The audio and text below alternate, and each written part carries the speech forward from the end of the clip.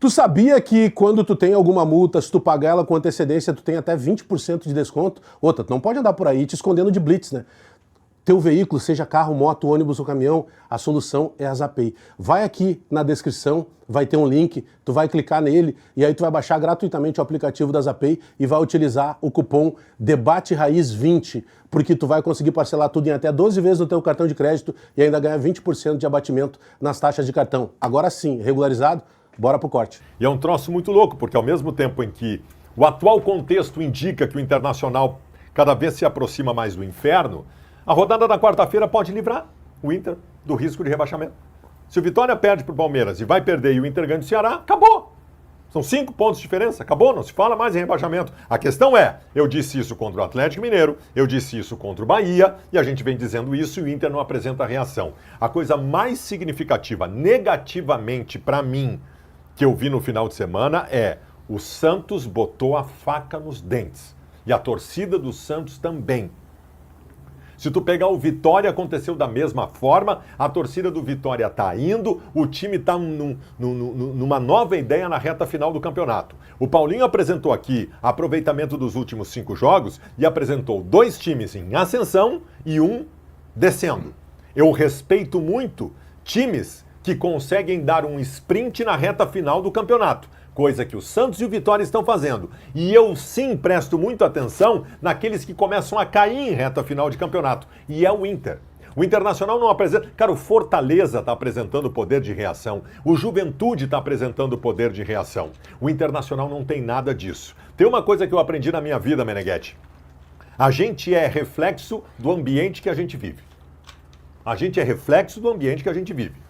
Nós somos o desenho do ambiente onde vivemos. Se a gente conviver num ambiente vitorioso, de pessoas que conseguiram sucesso, essas pessoas estão na tua volta, a grande tendência é que o mesmo aconteça contigo.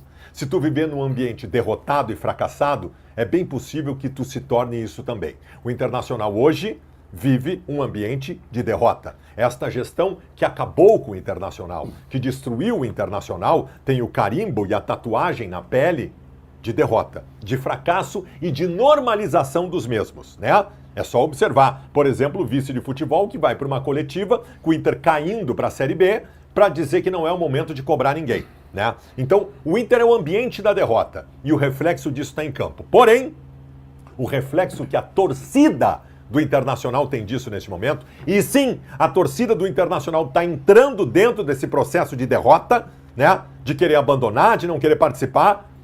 Essa é a única chance. Nem eu, nem você. Nós não confiamos em ninguém lá dentro do Internacional. Isso pode até não ganhar jogo, mas é a última chance que nós temos. O desenho é o Inter cair. A torcida do Santos abraçou o Santos. A torcida do Vitória abraçou o Vitória. Se você continuar dizendo, e só volto aí no estádio quando o Barcelos sair, rasguei minha carteira de sócio, não quero. Se você fizer isso, você vai estar pavimentando a estrada para a Série B. Torcedor do Internacional. A torcida não tem responsabilidade nenhuma do que está acontecendo. Nenhuma responsabilidade. Mas é a única que pode salvar o Inter neste momento. A tabela ainda não mostra uma situação definitiva, mostra uma aproximação, mas tudo que nós estamos vendo deste Inter derrotado, ao contrário dos outros que conseguiram uma reação, aponta o Inter na Série B. E se o Inter for para a Série B, o Inter vai quebrar. O Inter vai quebrar, não volta o ano que vem, porque vai ser a mesma gestão. O Internacional pode estar indo para o fundo do poço e a gente não pode deixar isso acontecer. Bagé. O que mais chama atenção é que quando tu vai lá e busca, né, romper um trabalho de um treinador, e foi na questão do Roger, se imaginava e se avaliava ali, né, o que era o percentual, o que era o aproveitamento. Paulinho trouxe aí na abertura do nosso debate os números, né, frios e reais, exatos do que está acontecendo. O Inter piorou com o Ramon Dias e com o Emiliano. Piorou. Então a gente busca lá, mas a direção é fracassada. Mas a direção é fracassada desde que começou. Mas o grupo de jogadores está cabisbaixo. Sim, está cabisbaixo desde a época que estava o Roger. É que, querendo ou não, a chegada dos Dias, ela não promoveu aquilo que se imaginava. E eu não estou nem falando de desempenho. Não tem mais como tu cobrar desempenho. Quando chega nessa reta final de Campeonato Brasileiro, o torcedor tá nem aí para desempenho. O torcedor quer que o Inter jogue mal e ganhe. Quer que o Inter jogue mal e de vez em quando pelo menos consiga empatar. Ou pelo menos tu pega, por exemplo, o próprio jogo do Santos. O Santos contra o Flamengo, ele já não ia tão mal. O Santos perde 3-2 pro Flamengo, trocando garrafa a partir do momento, inclusive, que sai o Neymar. O Santos mostrou musculatura contra o Flamengo. E contra o Palmeiras se aproveitou de algo que na quinta-feira ainda a gente falava aqui. Só olha, o Palmeiras vai jogar nesses 2 pegas que ele tem com o Santos. Esse jogo que foi o que aconteceu de 1-0, o Palmeiras vai estar com mais desfalques do que o normal. Ah não, mas é que o terceiro reserva do Palmeiras é bom. Mas não é a mesma coisa, porque ele entra numa outra mobilização e o Santos comprou essa ideia e o Santos, mesmo nos jogos que perdeu, o Santos mostrou querer, o Santos mostrou vontade. Para mim, o que mais chama atenção de olhar o Inter jogar é que é um marasmo, é uma mesmice, sabe? Tu não tem nenhum tipo de indício de que aquilo possa ter uma melhora, porque parece que tu não tem entrega. Eu acho que essa é a grande preocupação do torcedor do Inter hoje em dia. Fala, Diogo. Eu acho que animicamente o Internacional foi rebaixado no sábado. Eu tenho defendido muito essa ideia de que até sábado, no jogo do Santos contra o Palmeiras, tudo que o Inter não fazia, os adversários também não faziam. O Inter jogava mal, não conseguia pontuar, e os adversários também não pontuavam. Então, como o Inter já tinha uma certa distância, né, ficava tranquilo e favorável a cada rodada que passava. Só que todo mundo falava o seguinte, o Juventude não vai pontuar. Beleza, o Juventude fez 9 em 15. O Santos não vai fazer nenhum ponto, no máximo 1, em 2 jogos contra o Palmeiras e 1 contra o Flamengo. Ganhou do Palmeiras. O Vitória não vai conseguir fazer ponto contra mais ninguém. Empatou com o Botafogo e ganhou do próprio Inter em casa. Então, assim, eu tenho muita curiosidade e eu sei que nem os repórteres que cobrem o dia a dia do Internacional têm tantos detalhes assim sobre isso, porque o momento ele é muito ruim, mas eu tenho muita curiosidade de como é que foi o domingo do Inter. De como que eu joguei. Folga. Pois Mudou a programação. Ia trabalhar, mas deu folga.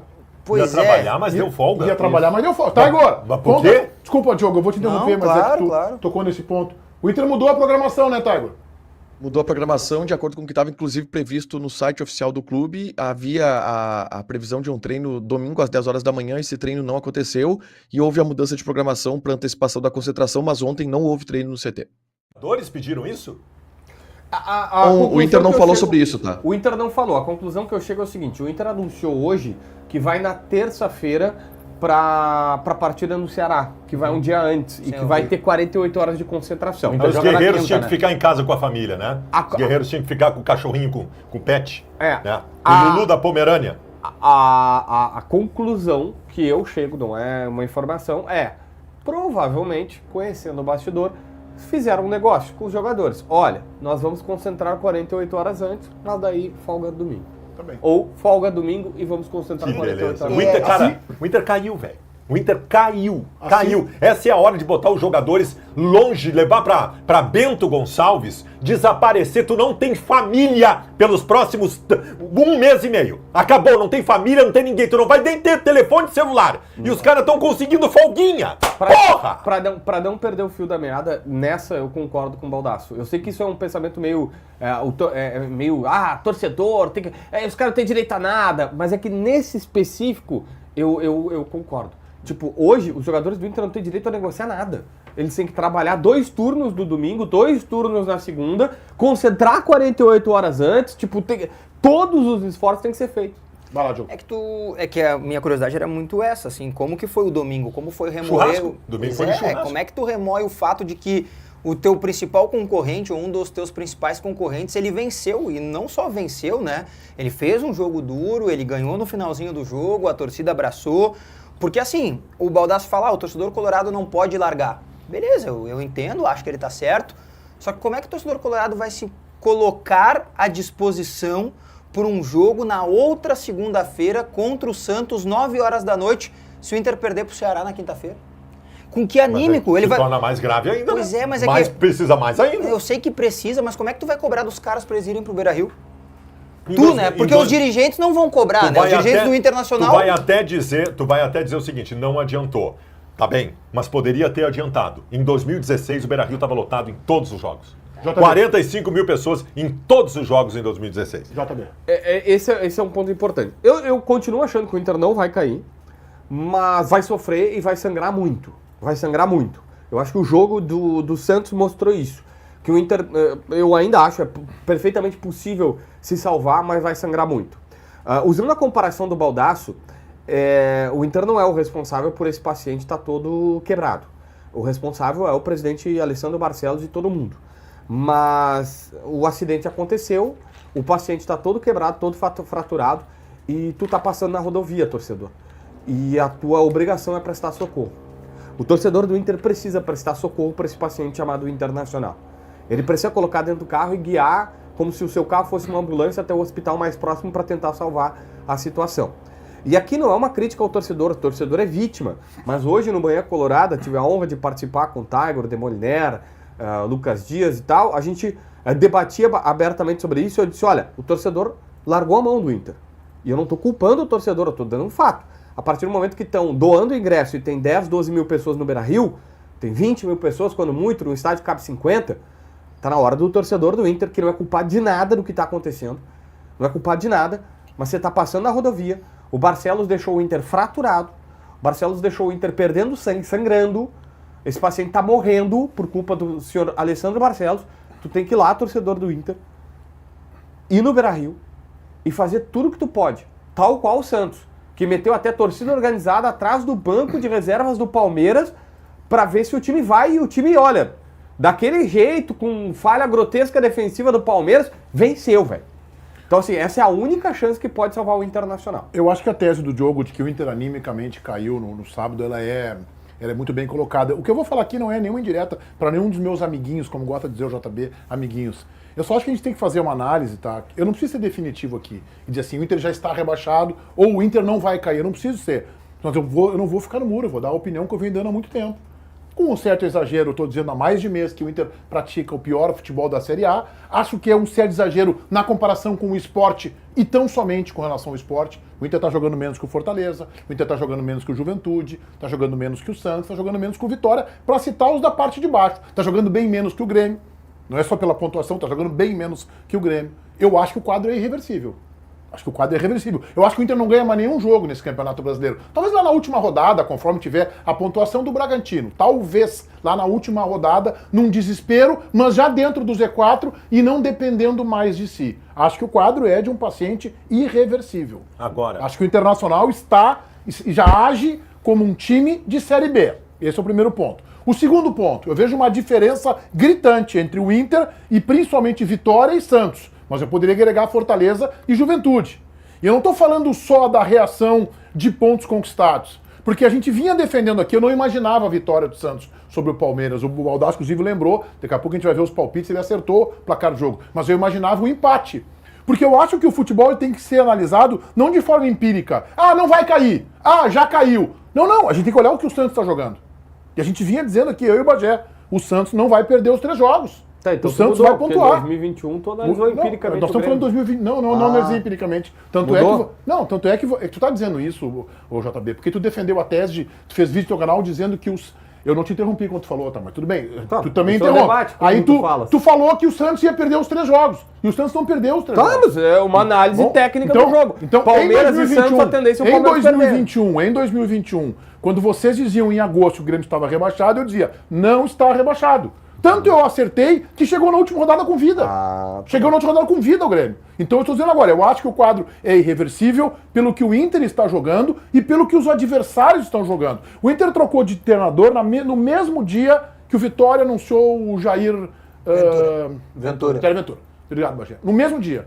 Só que o Inter errou a escolha. O Santos colocou o Vojvoda no lugar do Kleber no dia 22 de agosto, um mês antes. O Santos percebeu antes. E sabe o que é pior? É que eu acho, o Baldasso, que a direção do Inter não entendeu a gravidade. Mas é evidente que ela não entendeu. E quando ela faz o discurso que o Bisol tem feito, que o Mazuco tem feito, e eventualmente, pouco é verdade, o Barcelos, porque o D'Alessandro, nesse momento, eu não sei se ele se escondeu ou se o Inter é que escondeu o D'Alessandro, já não sei mais o que dizer. Mas teria como ter que preservar um diretor remunerado. Absurdo, né? Absurdo, né? Bom, mas assim, o Internacional, quando fala, vem com esse... Não, a situação é incômoda. A situação não é nada confortável, estamos no bloco baixo, mas estamos a 3, 4 pontos na 10ª. Vocês não entenderam ainda, vocês não entenderam. E aí, presidente Barcelos, que tem experiência de clube já, 5º ano de presidente, foi um ano vice de futebol. O senhor sabe o que vai significar o rebaixamento?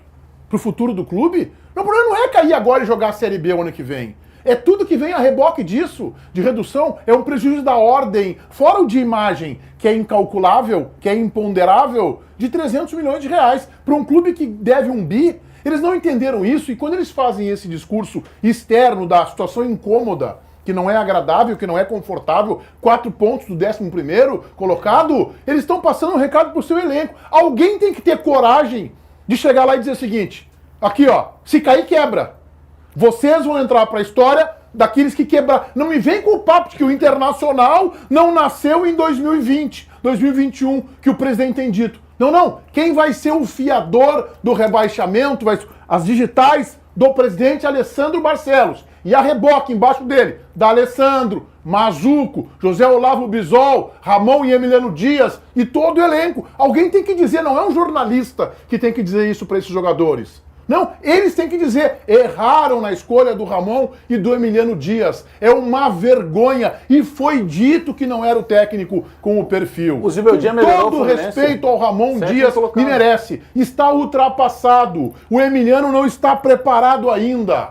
É um veterano que, na minha opinião, defasou e o trabalho no Olímpia merecia uma investigação mais minuciosa, de conversar com os dirigentes. E o Emiliano, convenhamos, dá prova nas entrevistas, não está preparado para este momento, para essa situação. Eles vão assinar também o rebaixamento do Inter.